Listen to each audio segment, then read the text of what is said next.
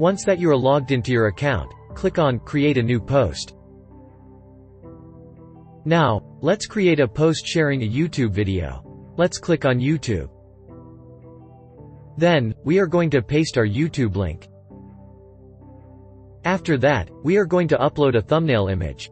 Video thumbnails let viewers see a quick snapshot of your video as they're browsing.